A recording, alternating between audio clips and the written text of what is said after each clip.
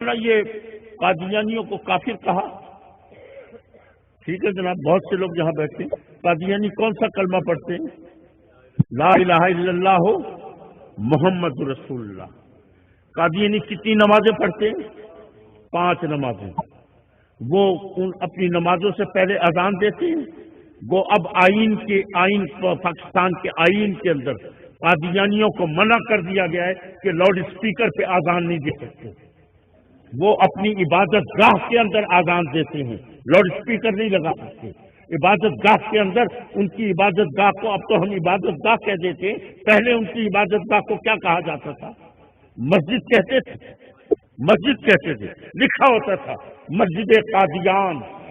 جیسے ابھی بھی لکھا دیکھتے ہو نا مسجد اہل حدیث، تو اسی طرح ان کی مسجدوں کے باہر بھی لکھا ہوتا تھا مسجد قادیان یا احمدی مسجد، یہ لکھے ہوتے تھے. اللہ اکبر. ان کی اذان کون سی ہے؟ یہی اللہ اکبر اللہ اکبر اشہد ان لا الہ الا اللہ اشہد ان محمد رسول اللہ حی علی الصلاۃ حی علی الفلاح اللہ اکبر اللہ اکبر اللہ اکبر.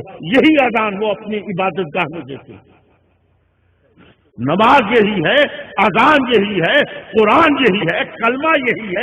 اللہ اکبر. ان کی جتنی بھی یہ حج زکوٰۃ روزہ سب کچھ یہی ہے. ان سے پوچھو تمہاری شریعت کا نام کیا ہے؟ وہ مرزا کو نبی مانتے، رسول نہیں مانتے. نبی مانتے، رسول نہیں مانتے. شریعت کس کی ہوتی ہے؟ نبی کی ہوتی ہے، رسول کی. نبی اور رسول میں فرق کیا ہے؟ نبی اور رسول میں فرق یہ ہے کہ رسول وہ ہوتا ہے جس کی شریعت ہوتی ہے، نبی کی شریعت نہیں ہوتی. اس لیے ان سے پوچھیں کہ تمہاری شریعت کا نام کیا ہے، تو وہ کہیں گے شریعت محمدیہ، کیونکہ مرزا کو نبی مانتے، رسول نہیں مانتے. شریعت محمدیہ ہے، قرآن یہی، سب کچھ یہی. کیوں ان کو کافر قرار دیا ہے؟ صرف ایک لفظ کا ترجمہ تبدیل کیا، ایک لفظ کا، اور وہ کون سا ہے؟ خاتم. وہ لفظ کون سا ہے؟ خاتم. اللہ اکبر اللہ.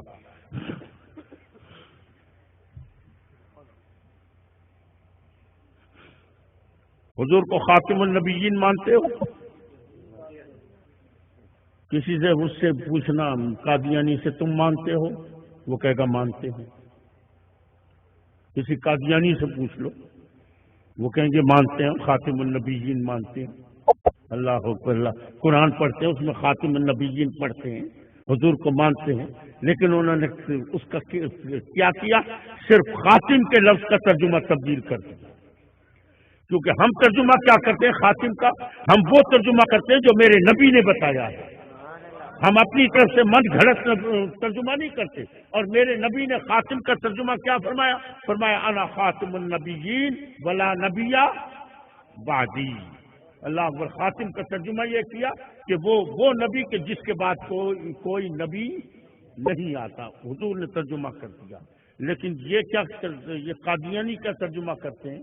ذرا اٹھاؤ کبھی عربی کی لغت، اس میں دیکھنا خاتم کا کیا ترجمہ لکھا ہے. اس میں خاتم کا ترجمہ ختم بھی لکھا ہے. جس پر کوئی چیز ختم ہو جائے اس کو بھی خاتم کہتے ہیں. اور خاتم کا ایک اور ترجمہ بھی ہے، اور وہ کیا ہے؟ خاتم اس ہیرے کی انگوٹھی کو کہتے ہیں جو زیورات میں چاہے کتنے ہی زیورات پڑے ہوں، لیکن تمام زیورات میں اپنے ہیرے کی وجہ سے وہ اس طرح چمک رہی ہو، دمک رہی ہو کہ سارے زیور ہیٹ ہو جائیں اور وہ سب سے اعلیٰ نظر آئے. نعرہ تکبیر، نعرہ رسالت، فیضان حضور غزالی زمان، فیضان حضور کاظم کریم.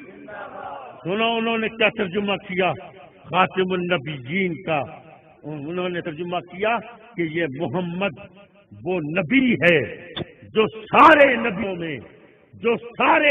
میں اس طرح چمک رہا ہے، دمک رہا ہے کہ سارے نبی ہیٹ ہیں، یہ سب نبیوں سے افضل نبی. سونا کیا سونا ترجمہ ہے نا، سونا ترجمہ. بس تھی ونجو نا قادیانی کیا چیز ہے؟ کتنا خوبصورت ترجمہ ہے کہ سارے نبیوں میں سب سے افضل نبی ہے. سب سے زیادہ چمکنے والا نبی ہے، یہ اس ہیرے کی طرح، ہیرے کی انگوٹھی کی طرح نبی ہے جو سارے زیوروں میں چمک رہی ہو۔ اللہ اکبر، پھر بنو گے قادیانی؟ حسین ترجمہ ہے، خوبصورت ترجمہ، یاد چھوڑتے بھائی میرے اوپر رحم کر دو یار۔ سارے پاسے یہ چمڑ چامڑ ہیرے سے لگے کھڑے، کوئی گال کھڑی، کوئی سونٹا کہیں بابا۔ لوگ کو آتے ہیں اللہ کے واسطے نماز پڑھو، نہ صحیح، ہاتھ چمواؤ، پیر چمواؤ، نماز کوئی نہ پڑھتی۔ لا حول ولا قوت الا باللہ العلی العظیم۔ اللہ تعالی ہم سب کو عقل سلیم عطا فرمائے۔ عزیزان محترم، ذرا سوچو خدا کے لیے، ایک قادیانی اگر ایک لفظ کا ترجمہ تبدیل کرتے ہیں تو تم ان کو کافر کہہ دیتے ہو، اور جنہوں نے پورے قرآن کا بیڑا غرق کیا ہے۔ میرے پاس ابھی رمضان شریف میں